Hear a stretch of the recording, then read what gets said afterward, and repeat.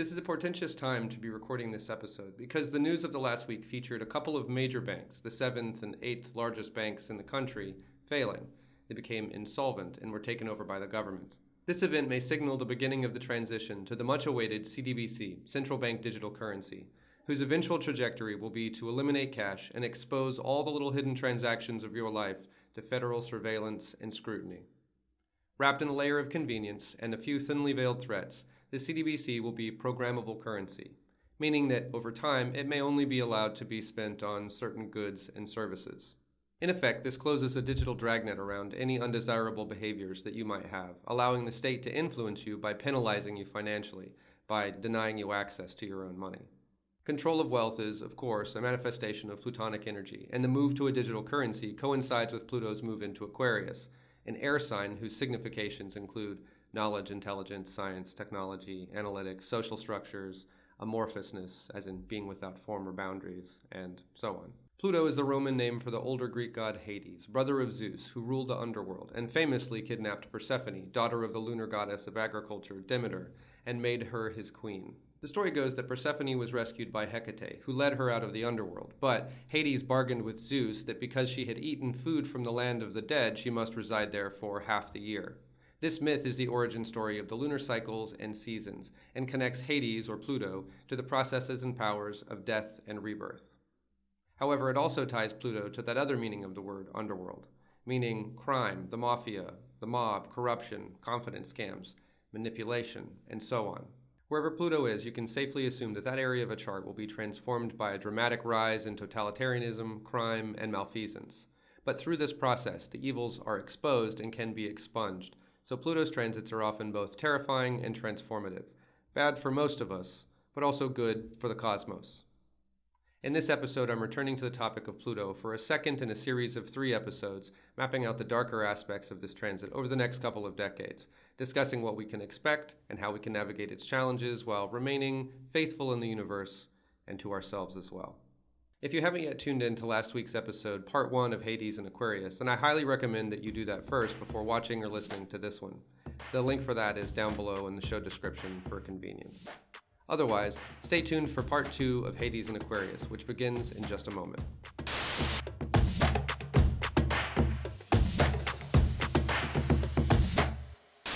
Welcome to episode 9 of the Postmugglism podcast, part 2 of the 3-part series Hades and Aquarius, where I dive deep into the coming dark technological revolution that feeds the raging fires of totalitarianism and reveals the corruption in our tech, our science, and the hegemonic structures of our society which they enable. To balance things out, I'll also present solutions or simply ways of being which offer defenses against the worst of the turbulent times ahead. Thanks for tuning in. If you haven't yet, please click the subscribe button wherever you're listening or watching, and follow along with this podcast each week as I explore ways to thrive in this chaotic time and use magic to improve our lives and re-enchant the world around us. In part 1 of Hades and Aquarius, we laid the foundation for this discussion by talking about the significations of both Pluto and Aquarius in depth, and looked at what topics, what areas of life would be most affected by Pluto's ingress, which takes place on March 23, 2023. We also talked about how the U.S. began its Pluto return according to the Sibley chart when the dwarf planet reached 27 degrees of Capricorn a little over a year ago on February 20th, 2022. How this takes place in the second house of wealth, and how this timing synced with the beginning of the U.S.'s involvement in the brewing Ukraine conflict, which has been extremely destructive for the economies of both the U.S. and its allies. We also talked about the other mechanisms of social control which authoritarians are trying to impose on our way of life, and how this is taking shape in a post-digital transformation world. How the media, state, and big tech work in total collusion to censor and propagandize us. How truth and consent are manufactured by keeping us feeling afraid, on edge, and powerless. How surveillance is becoming ubiquitous, and how it's not just what we do that the state and the elite class want to control, but also what we think, what information we can consume, and what we're allowed to say, write, or share as well. And finally, I shared strategies for living through this madness, how to avoid technocracy, maintain personal autonomy, and to live the way that you want to live, until the eventual collapse of technocracy and totalitarianism ushers in a new age. With that recap out of the way, let's get into the meat of this episode by going back to what I briefly mentioned in the introduction, the Plutonic manifestation that is central bank digital currencies, CBDCs, and how they are the linchpin to this technocratic digital control structure.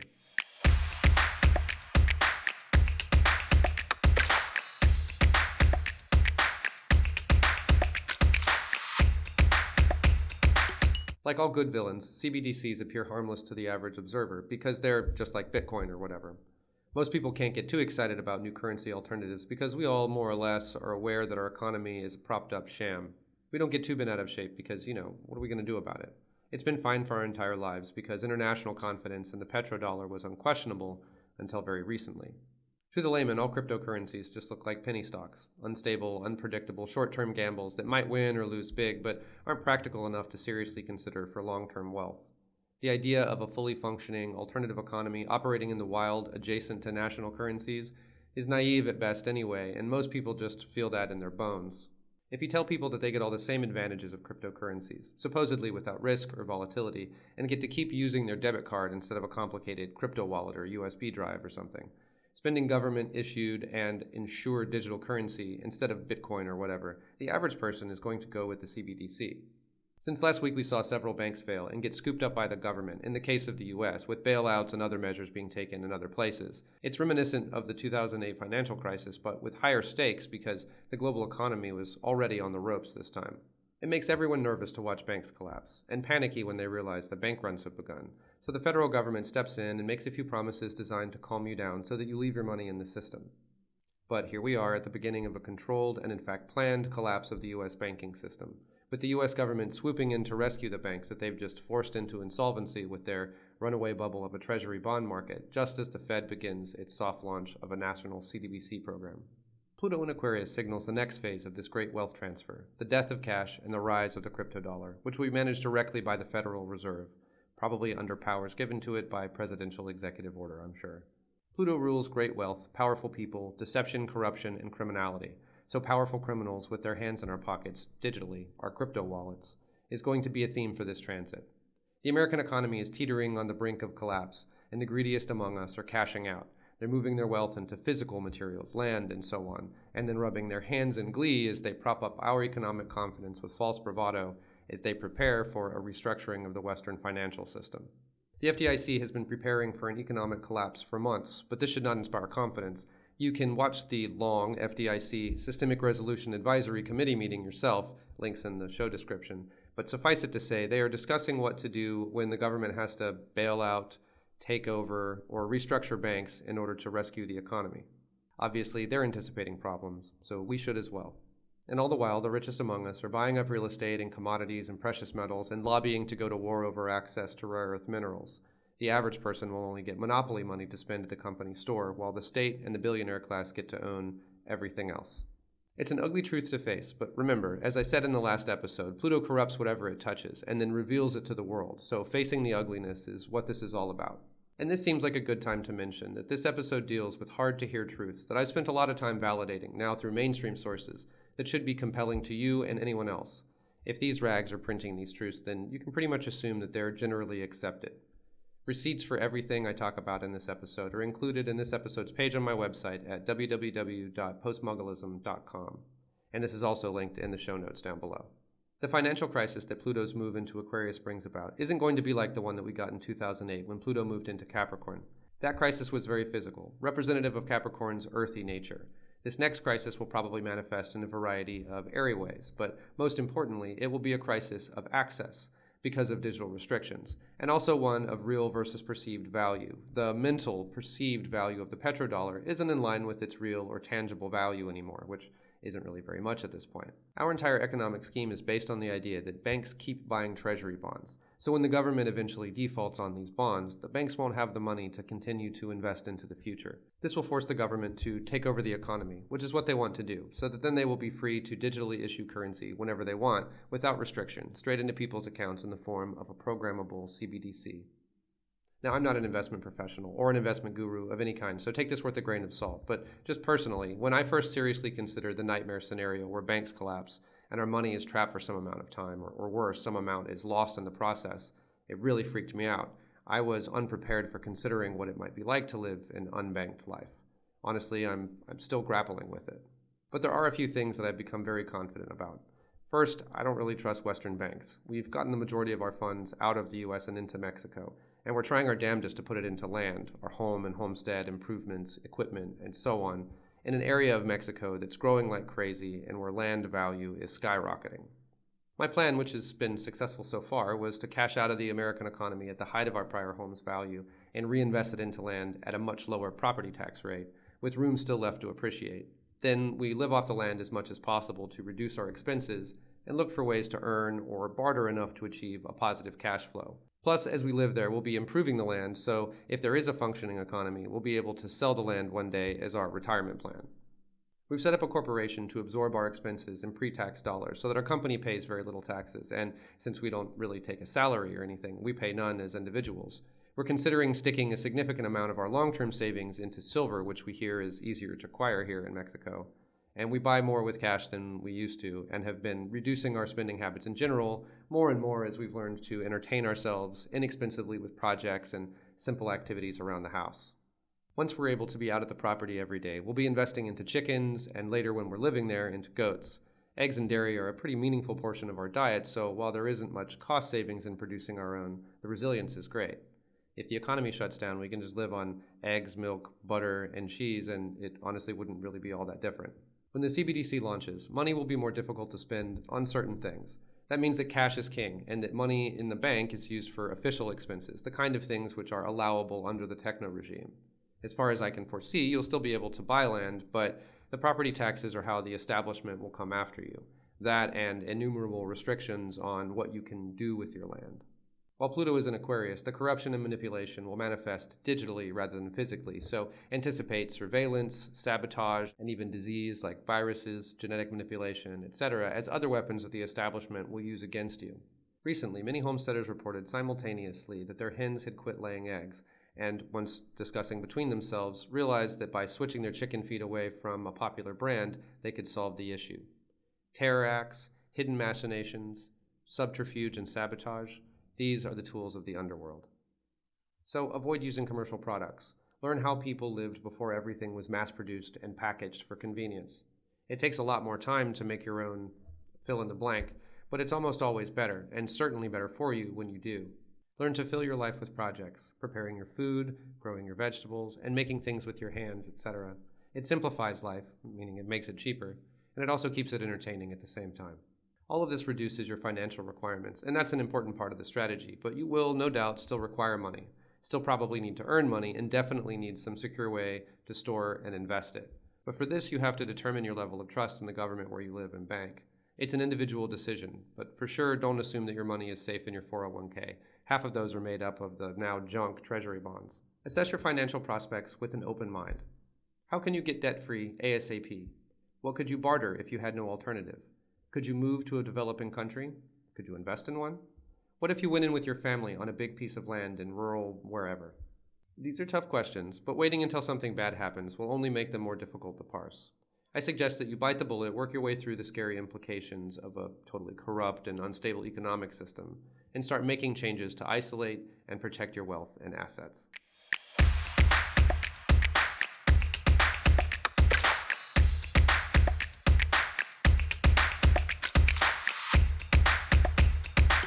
So far we've talked about motive and means, but what about opportunity? How will our wayward world leaders and the billionaire class convince us all to give up our money and our assets and passively go along with this wealth transfer that I'm talking about? This is such a hot button issue that I need to lay a little groundwork first. To understand what's happening in the world right now, it's important to realize that you can believe that the Earth is being damaged by humanity's effect on the environment, and that a bunch of elitist assholes that fly around the world in private jets and treat their workers like slaves are probably trying to take advantage of you. Both things can be true at the same time. Both are. We're living through the greatest con of our age, where the richest people on Earth are trying to suck up the last of its remaining resources before they blast off to their transhumanist utopia or whatever, under the guise of saving the world from man-made climate change and its effects. Just the other day, the EU Parliament passed a resolution to impose strict emission regulations on all residential buildings, passing on the cost of these renovations directly to the landowner. Or as CDU MP Dennis Radke, who voted in opposition, put it, to pass on the costs of fighting climate change to grandma's house. So what happens when landowners can't afford these climate change-driven renovations? Well, they'll pay fines or extra taxes and could face legal charges, of course.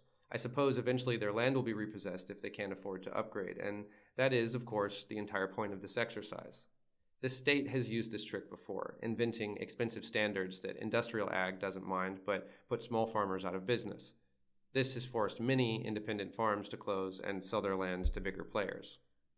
As a matter of fact, this is happening right now in the Netherlands, where Dutch farmers are being extorted through taxes and fines on the fertilizer that they need to grow their food supply.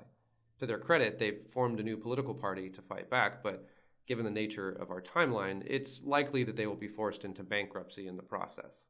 The government prefers it this way because it's easier to regulate a few big and mostly compliant players, who are also their lobbyists, than many thousands of independent small operators struggling to stay afloat. It has nothing to do with your protection, and neither does all of this highly politicized climate change hysteria.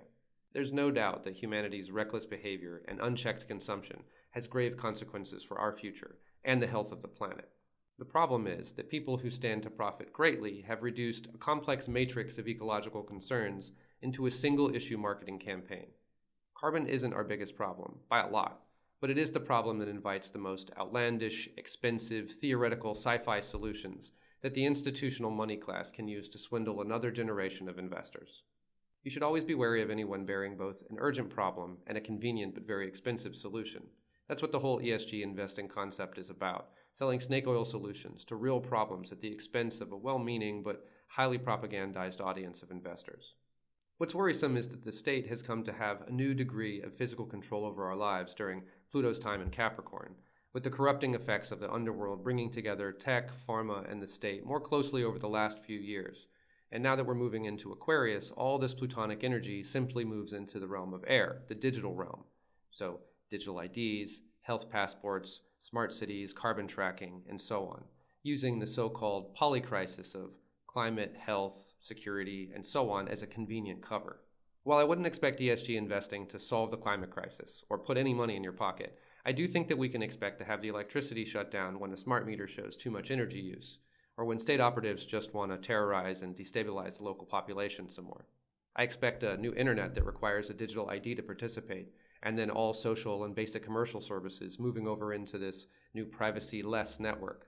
I expect bad actors to hyperinflate national economies and then default on their debt to forcibly restructure their economy into an all-digital system that they can further exploit. And I expect all of this to be censored and swept away while all of our protestations are gaslit and ignored, and while your ESG stocks plummet. Before we can look for solutions to this breadth of problems, we have to set some general priorities. Our goal can't be to replace every aspect of modern life with an alternative solution. That would be impractical. What we can realistically do, though, is to find temporary solutions that help us get by during periods where we're cut off from our supply chain and other aspects of modern civilization, and to create independent redundancies for our most essential resources. We're going to raise chickens and goats for this reason, to create redundancies in our farm-to-table food supply by cutting out the middleman if we're subjected to some emergency situation. If the banking system is temporarily inaccessible, which is highly likely, we have a stash of cash on hand, but we still have the majority of our money in the bank because a total wipeout is much less likely. It's important to maintain as much optionality as possible so that when unanticipated issues arise, you can adapt and respond quickly. Invest in things that actually improve your life, not in ESG. I suggest you stay the hell away from that. The anticipated boom in the green energy and EV ETFs a few years back evaporated without ever making any measurable impact in the accessibility of either green energy or EVs to the American consumer market. The whole thing was a fucking sham. ESG has the same energy. It's just another way to make you feel that handing over your wealth to the global elite somehow makes you a good person. Don't fall for it.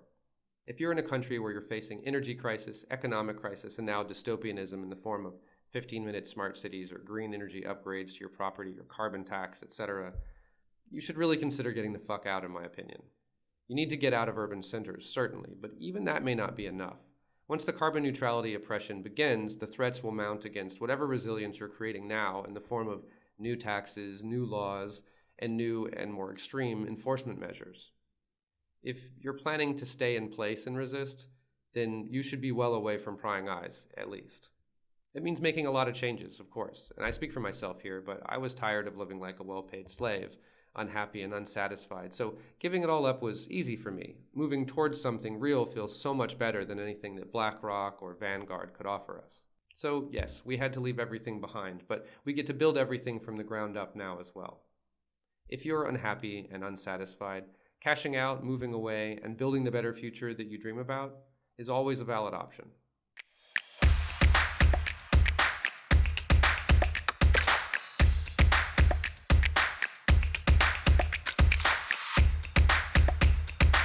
Like the John Wick series is slowly revealing more of its sprawling fantasy noir underworld, Pluto and Aquarius moves the criminal element in our digital world into the spotlight, revealing just how deep the corruption goes.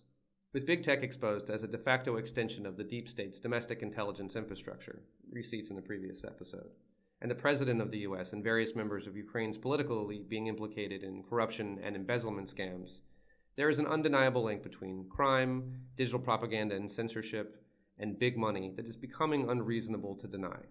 As I mentioned in the last episode, our contributions to Ukraine during the current conflict, i.e. since February of 2022 alone, exceed 115 billion US for various types of aid. The majority of this aid, of course, never leaves the military-industrial complex, but it certainly causes a drain on the US economy and is doing very little to improve the situation for Ukrainians, millions of whom have already left the country. Still, many of the billions of dollars that have actually made it into Ukraine have been quickly misappropriated. Several million in sterling and dollars were discovered in the suitcase of a politician's wife attempting to cross into the EU, for example. To put all this in perspective, I'll quote Zambian economist Dambisa Moyo, poignantly speaking to the plight of her own country regarding the paradox of international aid. The notion that aid can alleviate systemic poverty, and has done so, is a myth. Millions in Africa are poorer today because of aid. Misery and poverty have not ended, but increased. Aid has been and continues to be an unmitigated political, economic, and humanitarian disaster for most parts of the developing world. International aid is just another way to say money laundering scheme. And when you look at the financial ties between Hunter Biden and his father, US President Joe Biden, and Ukrainian energy company Burisma, it's difficult to deny the potential of corruption, especially with now President Biden's various meddlings in Ukrainian politics during his time as vice president under Obama. The report Hunter Biden, Burisma, and Corruption, the Impact on U.S. Government Policy and Related Concerns, delivered to the U.S. Senate Committee on Homeland Security and Governmental Affairs, details this corruption by stating for the record that, in addition to the over $4 million paid by Burisma for Hunter Biden's and Archer's board memberships, Hunter Biden, his family, and Archer received millions of dollars from foreign nationals with questionable backgrounds. To spell it out, Hunter Biden was awarded a 5-year contract with Ukrainian energy company Burisma to the tune of $50,000 a month, plus many additional financial gifts from foreign sources, and it was widely known that he was being paid for his family name. And shortly afterwards, the U.S. began funneling money to Ukraine in aid and eventually weapons, military support, and now has even proposed to Congress that the American taxpayer should cover the retirement funds of Ukrainian politicians for an additional $500 million. It's not exactly a smoking gun, but it certainly feels like quid pro quo. It's not the sort of behavior that you would expect from a U.S. president, certainly not so blatantly. But this is the nature of Pluto. It reveals corruption through its extreme excess, like a festering wound. And of course, the Biden family is hardly an exception to the rule. U.S. involvement in Ukraine has been very profitable for a variety of stateside interests, at the cost of Ukraine, obviously, but also at the cost of our allies in Europe and the stability of the dollar as a reserve currency. The EU has been forced to supply natural gas and oil to their citizens from Western sources, which are 4 to 5 times greater than they were previously paying Russia. And of course, weapons systems manufacturers are raking in enormous profits right now, particularly Lockheed Martin, Raytheon, Boeing, and Northrop Grumman, who've each been awarded billions in new contracts since the beginning of the invasion of Ukraine. And let's not forget the world's most evil corporation, BlackRock, who was invited to present a reconstruction initiative to President Zelensky of Ukraine with guidance on how to acquire and invest the 135 billion US that has been estimated in reconstruction costs. Ukraine is a land of opportunity for Western market movers, particularly if the eastern part of Ukraine that contained its mineral deposits and other valuable resources is not lost to Russia. The only problem, of course, was the fact that it was occupied with pro-Russian citizens, which is not so much of a problem anymore. These are crimes of the worst nature and the greatest magnitude. The heavily propagandized media reports of casualties in this conflict place the dead on both sides at over 200,000. However, some alternative estimates put the death toll for the Ukrainian military alone above 200,000 KIA. In either case, profiting by prolonging this conflict is deeply wrong and patently criminal, particularly since the justification for NATO's involvement in the war is flimsy and disingenuous at best. EU and NATO officials have openly admitted that the Minsk Accords were only signed to buy time to gain a strategic advantage, and that they consider themselves to be in direct conflict with Russia already.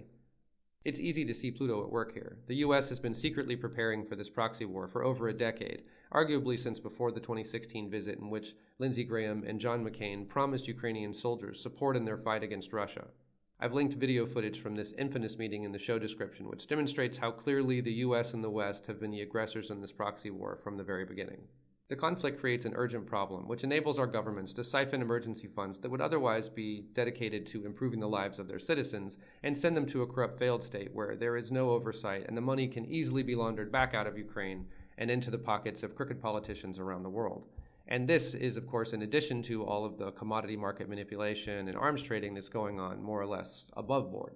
Put our spending in Ukraine into perspective by recalling that we're currently experiencing a global recession and a series of supply chain crises, and we're losing the fight against hyperinflation. And it all becomes more obvious that the leaders of the West see the end of Western dominance approaching quickly, and they're just trying to squeeze the world for every last bit of wealth that they can before the end. Sadly, there isn't much that you can do to combat hyperinflation and corruption. The target is too broad, and there are too many hands in the cookie jar. The best that we can do is shelter our wealth in land, commodities, and precious metals, and to try to reprioritize the way that we live so that we aren't sucked into the propaganda, the warmongering, and the narrative in general. We can, of course, keep practicing and preaching peace and exposing the poorly understood real details of this conflict in our conversations with people. We may not be able to hold the instigators of this conflict and the criminals profiting off of it accountable, but we can affect the people around us and help them to see that the narrative of Ukrainians fighting for freedom and protecting democracy in Europe doesn't hold up under closer scrutiny. This story isn't heroic or righteous or even true. It's a complete fabrication designed to hide the truly nefarious motivations of the global elites, just trying to reshape the world in an attempt to project their hegemony into the future.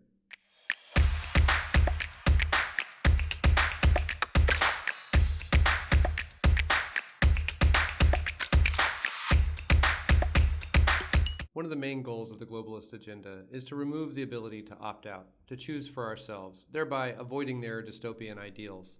The key to manufacturing consent for a plan this heinous is to convince us that they're actually oppressing us for our own good, our own health, our safety, democracy, and so on. Thinking for ourselves, valuing informed consent, and so on, these simply get in the way of their big brains and their superior ideas. It's far more efficient to block our access to information and fill our heads with a convenient narrative. Controlling the media was the main way that opinions were shaped in the past, but with the advent of the internet and digital publishing, some of that control was briefly lost. So the state worked its way into big tech, as I described via the revelations in the Twitter files in the last episode. And now the next horizon is to supplant reality right at the source. The explosive rise in popularity of the GPT-4 machine learning-powered chatbot tool known as ChatGPT on the internet and social media, and the endless good press it receives, despite actually being a bit obtuse, is enough reason for me to be suspicious of its potential weaponization. I'm always reluctant to jump on crowded bandwagons out of caution against potential honey traps. Now, ooh boy, is ChatGPT a honey trap, a Trojan horse, a wolf in sheep's clothing. Remember in the last episode what I said about fake AI and the man behind the curtain? The problem with letting an app lord over every aspect of your life isn't the app or even the algorithm behind it, but the bias of the people who build them. ChatGPT is the obvious example of this right now. The platform is unashamedly biased towards the left and the official scientific and state narrative, and I'm sure it will continue to be fed right-think content to deepen this bias. This is just a parrot for the establishment, hardly the artificial intelligence that we've been promised. 60 Minutes reports several kinds of confirmed issues around bias, namely that ChatGPT refuses to produce text with conservative talking points, and that the only way to prevent a bot from producing outright racist content because of the amount of it unavoidably in the training data is to use topical filters. You see, censorship is built into this fake AI from the ground up. It's unavoidable. It's a feature, not a bug. AI in general, and ChatGPT very much in particular, gives me the fucking creeps. People are way too enthusiastic about it. I'm suddenly inundated by ads trying to sell me on the idea of letting ChatGPT do all my thinking, solving work problems, writing code, copy, and so on. It's like the goddamn thing is trying to trick me into training it to replace me. I've seen reports of kids using ChatGPT to produce their homework, and many videos extolling the benefits of doing the same at your job. I'm sure, in fact, that the social pressure will continue to mount, encouraging us to incorporate this so-called AI into everything that we do, thereby turning us into training data. And trust me, the last thing we want is to have all our data tracked and analyzed by a little AI hall monitor with a worldview carefully sculpted according to a narrative convenient to the establishment. We said this could never happen to Google just a few years ago, and yet Google themselves now admits that they are altering search results to prioritize certain views over others. It is wildly irresponsible to engage with ChatGPT in good faith when it has not been reviewed in any kind of a bipartisan context. This is why in part 1 I said that fake AI and digital surveillance were the two most plutonic technologies of the 20th century. Machine learning may have been born in this century, but the lie of artificial intelligence was dreamed up in the 1900s. Research for artificial intelligence began in earnest in the 1950s, and the dream has more or less stayed alive with peaks and valleys in public interest since then. Nowadays, the AI and digital surveillance industries have grown wildly out of control. There are little to no ethical restraints and nearly limitless financial opportunity to ensure that everything stays just the way that it is. Right now, AI is being integrated into every aspect of our digital lives. Soon, Google searches will just be AI chatbot conversations, and you simply won't be allowed to see anything that the establishment deems suspect. All these different threads I've mentioned, not together in one centralized system, with an app like, let's say, Dia, the one that I've mentioned last week, which is currently being tested on the Ukrainian population. It's a government app that controls your access to finances, credit, social services, digital identity, health records, and so on. Now imagine one day this is connected to the fake AI I was talking about earlier.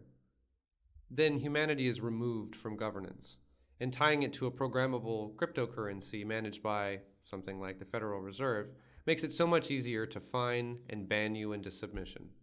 Of course, the Western world is merely copying off the CCP's homework in an uninspired attempt to stay relevant by doing technocracy better. Sadly, though, the West simply can't compete with the Chinese dedication to dystopianism. While China may not have rolled out their social credit system to their entire population yet, Newsweek reported that over 1 billion individuals were in the system already, beginning, of course, with the people concentrated in urban environments. Newsweek downplayed the totalitarian potential of the system, but only by saying the system isn't fully operational or national yet. How does it work? What is a social credit system? Well, Newsweek describes it in this way, and remember, this is the reads like a press release propagandized version. Beijing's end goal is to establish a master database, a blacklisting system, and a reward and punishment instrument that can be applied nationwide. I mean, that sounds pretty fucking dystopian to me. So there is already a real example of a social credit system being beta tested on an enormous number of people in China, and it's tied to money. The blacklisting system and reward and punishment instruments that will appear in future Western versions of this system will be financial in nature as well. And we've already seen the willingness for this demonstrated in situations like the Ottawa Freedom Convoy, or of course, the case of civil forfeiture where police regularly seize funds from people for simply being suspected of a crime, even if they never charge the individual. And PayPal regularly freezes funds and then fails to release them or only partially release them, and always on shaky ground based on their user policies. User policies which naturally help to enforce the convenient narratives of the West. If you speak out, protest, or try to fund the resistance, the state tech hegemony will suppress you and steal your money. None of this should be legal by any stretch of the imagination, but here we are. Control of our finances isn't just about siphoning our wealth to the 1%. More importantly, it facilitates ideological and political control by threatening our ability to live and care for our loved ones if we resist or dissent. And that is, ultimately, to facilitate the greatest and most injurious form of oppression, the theft of bodily autonomy. When we can't make our own decisions about what happens to our bodies, it violates our personhood in the deepest and most traumatizing way. This is what I mean when I say biotyranny, the forcible loss of bodily autonomy. We have the fundamental right to informed consent about what happens to our bodies. This is one of our most sacred rights, or at least it used to be. When you can't openly discuss mandatory health measures without fear of financial reprisal, when you can be prosecuted in one place for medical procedures performed somewhere they are perfectly legal, when safety labels are removed and synthetic food is marketed as natural food, we have lost the precious and essential right to make decisions about our own health and future. And we didn't give this up. It has been stolen from us through deceit and malfeasance. There are so many examples, from the upside-down food pyramid we were all taught to the lies spread about the cancer-causing effects of meat. And now that that cat's out of the bag, meat is suddenly a leading driver of climate change. The FDA, supposedly a regulatory body designed to hold the pharma and ag industries accountable, is now attempting to ban the sale of natural herbs and supplements. All of this is a not very subtle attempt to create the ideal conditions for food and drug monopolies that benefit the biggest and most predatory companies in the world. The FDA gave emergency authorization for the infamous jabs, even for pregnant women and young children, despite clear evidence that it was not necessary and potentially very dangerous for both, and is now attacking herbal remedies. It's an institution created to facilitate the business of the pharma and ag cartels, not to limit them. The underworld is plainly visible in the workings of the pharmaceutical and agricultural industries, undeniable from the sheer volume of lawsuits and cover-ups prevalent in both sectors. The way that the halls of power have been purchased and corrupted by these bioauthoritarians has been made obvious during the final years of Pluto and Capricorn. On the agriculture front, the war against organic gardening continues as the U.S. attempts to prevent Mexico from banning glyphosate and GMO crops in their own goddamn country through political and social pressure. We can expect pharma companies to run wild during Pluto and Aquarius, ramping up risky experimentation with genetically engineered CRISPR viruses, and I expect that we will also see more leaks and bioterrorism as virology research continues unchecked. Viruses have great potential as delivery systems, which can infect and genetically modify the global population within a few weeks. So, as the elites devise their so-called upgrades to humanity, the temptation to experiment on humans simply by releasing genetic updates in the form of CRISPR viruses may be too great to pass up. The arrogance of this perspective is astounding, but common among the technocratic elite who believe that those who own the science and the technology of the future will ultimately rule humanity. And of course, this just makes sense with the power plays of devious Pluto sweeping through the airy Aquarian realms of science and technology. We could already see the war on bodily autonomy in full effect during the pandemic. The media and the state waged a full propaganda and censorship campaign against vitamin D and natural immunity, which they have since recanted. They prevented doctors from sharing life-saving data with each other in the field and called it respecting the science. And we now know that the mandatory medical interventions the establishment imposed on us were hurried through research and testing, and that the FDA ignored critical health risk signals in their rush to provide emergency authorization. Also, as a result of Operation Warp Speed in the US, the testing trials, usually a 3-phase process with separate groups and controls, was compressed into a single trial period by assessing far too quickly that there were no adverse reactions and then moving on to the next phase, and the next phase, and so on. The entire study was conducted in a few weeks' time and can't possibly have taken any long-term or even mid-term side effects into account. This effectively turned the global population into the test group for this novel new medical intervention without their informed consent. Quite the opposite. Manipulation through fear to further enrich and empower insanely powerful people through criminal enterprise sounds plutonic to me. And there is historical precedent of this vaccine skullduggery even before the pandemic. Most of it has been scrubbed from the internet now, but let's discuss the sordid history of Gavi, the Vaccine Alliance, previously known as the Global Alliance for Vaccines and Immunizations, widely lauded and promoted by the World Health Organization, or WHO. Gavi is one of the Gates Foundation's most precocious children, earning it donations of over $4 billion in total from the foundation since its founding. Gavi has also garnered significant controversy in Africa, where their largely experimental vaccines were forcibly administered, and even better, made things worse, with patients getting sick and dying in greater numbers than before. Gavi, unbelievably, has the power to financially punish nations which don't play along, which disproportionately affects impoverished and developing nations, and since they can't say no, they become a testing ground for pharmaceutical experimentation. These are manifestations of Pluto and Capricorn, dealing with the physical body, physical jabs, and so on.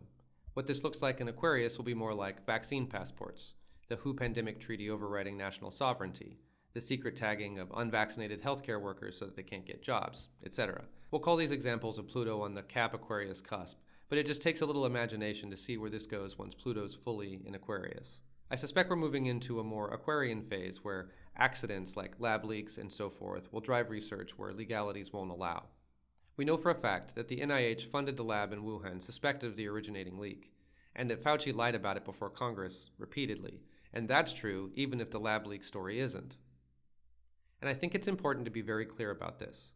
This is fact. It was reported by Newsweek and has been corroborated since, and the same article is now stored as a PDF on the Senate.gov website for posterity, so it's even known to the powers that be. Reading now from the Newsweek article. Richard Ebright, Board of Governors Professor of Chemistry and Chemical Biology at Rutgers University and Laboratory Director at the Waxman Institute of Microbiology, told Newsweek these documents show, unequivocally, that NIH grants were used to fund controversial gain-of-function research at the Wuhan Institute of Virology in China, something U.S. infectious disease expert Dr. Anthony Fauci has denied. At the same time, the U.S. has been secretly funding biolabs in Ukraine for what it insists is preventative research, in the same way that the U.S. has been supporting democracy by funding the government that violently overthrew the democratically elected prior administration of the same country, and now seeks every opportunity to provoke their Russian neighbors. Why would we invest money into these things if we weren't looking for a way to use them later? The bullshit is so thick you can barely breathe in Western nations. Most of these facts, which I encourage you to explore in the links I've included in the show description, receive very little or no media attention, and many are very difficult to find in search results and so on. This is the manipulative nature of Pluto at work, hiding the outright criminal actions of world leaders, CEOs, and the billionaire class, and distracting us while they steal our wealth, our freedoms, and now, even our bodily autonomy. Don't allow yourself to become a stressed-out, over-medicated, thoughtless drone feeding the establishment's tyrannical ambitions. Choose not to participate in as many different ways as you can. Avoid ChatGPT and this fake AI nonsense, or at least avoid the hype around it. If you choose to use it as a tool, be hypervigilant against its inherent bias and be wary of any information that it feeds you. Whether AI is real or not aside, the very real threat that I'm describing is the inevitable man behind the machine. The more that we use tools, the more that we become dependent on them. Technology certainly offers some advantages, but it's not without a cost, and that cost is not always necessary. But technology can be metered, controlled, tracked, and effectively sold as a consumer product. It's far too easy to become dependent on technology, only to have your own resilience ultimately decreased by this relationship. Allowing a shitty fake AI run by egomaniacal and politically biased tech bros, and let's be honest, most likely funded and infiltrated by the intelligence community to do our work for us, to do our research for us, to tell us what to think, is deeply and inherently dangerous. Opt out. You'll never learn unless you do your own homework. Support real people doing real things, and boycott this monstrosity.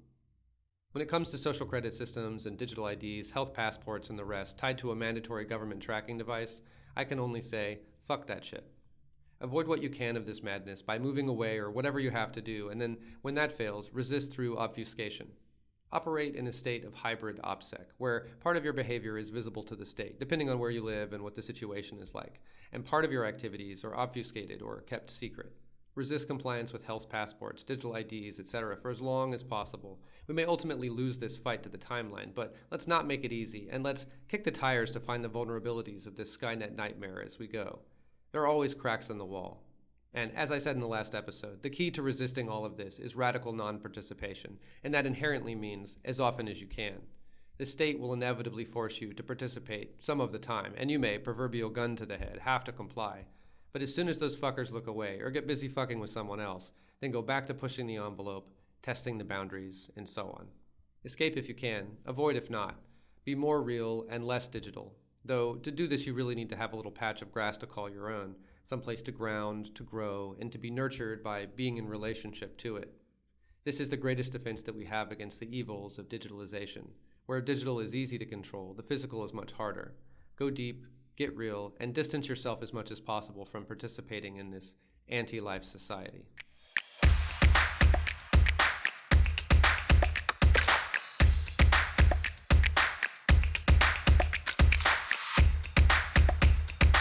All right, again, we've covered a lot of ground in this episode, so we're due for another break from the Plutonic gloom.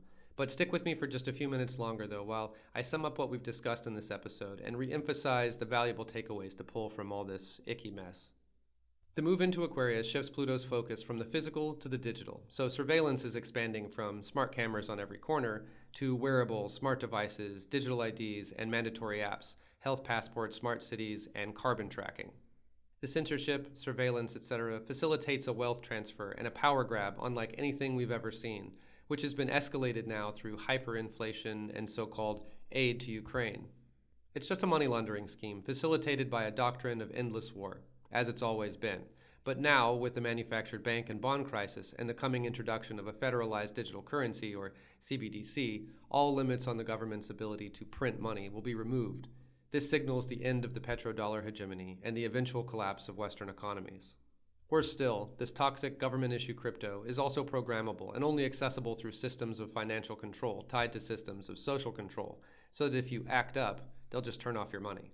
Beware of fake AI that is just machine learning dressed up with some politically correct narratives. To allow it to do our thinking for us invites possession by the Wetiko demon, buying into the false reality through the osmosis of all of its tainted information. Resist the increasing biotyranny like your health depends on it. Pharma can't be trusted. The WHO, CDC, FDA, and their affiliated organizations like Gavi are just heads to the same hydra, different divisions of the same criminal cartel. Only you can decide what's right and wrong for your body, and you can only make these decisions through informed consent. But propaganda and censorship are the new normal, so we just can't take what shows up in Google as truth, it's convenient truth, to manufacture consent. The hits keep coming now with new scandals, new big reveals, and new injustices piling up faster than we can absorb and make sense of them. This is a crazy time. As of this recording, Pluto's not even in Aquarius yet, and still the vibes are intense with this energy. Since Pluto will retrograde a few times, crossing this cusp back and forth until late 2024, we'll feel both energies intensely at different times. The key to understanding this dynamic is that Pluto in Capricorn is physical tyranny, and Pluto in Aquarius is the tyranny that comes out of our digital transformation. All the while, the corruption will be exposed. We can see Fauci's many lies being exposed in front of Congress finally. Members of the EU Parliament are demanding investigations against the US for the Nord Stream bombing, and so on. These revelations don't fix anything in the short term, but in the long term, after Pluto finally moves fully into Aquarius, these issues will trigger great changes in how we relate to progress and power. We've just got to survive this period, to thrive in it when and where we can, and hide from the total surveillance. We can avoid getting sucked into the constant propaganda, move our wealth into land, commodities, and precious metals, and plan for resilience and independence. We can leave urban environments, stay out of political battles, and stay off the radar. We can live low-key and obfuscate our behaviors, keeping the state out of our business as much as possible. We can practice OPSEC, become self-reliant, and learn to discern the truth for ourselves, no matter how complex the issue. Flourishing in these times means staying focused on building what's good and what's real, natural, and human, to become more alive by rejecting the dead, empty machine world that's being constructed around us like some kind of demiurgic reality prison. We don't have to accept it. There's plenty of real in the world to occupy ourselves with: natural life, community life, spiritual life, and so on. These things are more real than the technocratic illusion that the establishment wants us to believe in. If we allow radical, magical thinking to take hold in us, rather than spending the next 20 years fighting against technocratic tyranny, we can invest those years into building something real in spite of it. Pluto is Hades, god of the underworld. This transit is an underworld journey, a trip through the dark places for everything in the realm of Aquarius, and begins an epic journey of transformation from which science, technology, and society will emerge more independent, intelligent, and egalitarian, eventually. Thanks for listening to this, the 9th episode of the Postmugglism podcast. I hope you enjoyed this second of 3 episodes exploring the darker side of Pluto's transit through Aquarius and the ways that we can prepare ourselves for the storms ahead. In the next episode, I'll complete the series by exploring Pluto's polarizing effects and how we can see that in every political and social issue of today. How Pluto's associated with rebirth or transformation, and in Aquarius, how that signals more isolation and digitally based engagements. How our best intentions are being weaponized to empower the powerful, and how this transit brings up collective and ancestral trauma around the use of technology for power, particularly in the United States. Finally, we'll overcome our fears by remembering that we can still flourish in the cracks of the physical world, where technocracy can't quite close a tight fist around us. If you enjoyed this episode, please share this series with a friend who will appreciate it. And before you go, remember to click subscribe so that you don't miss any episode of my weekly podcast. Thanks for tuning into this episode. I'm excited to finish this series off next week, and I hope you'll be back as well. Until then, take care.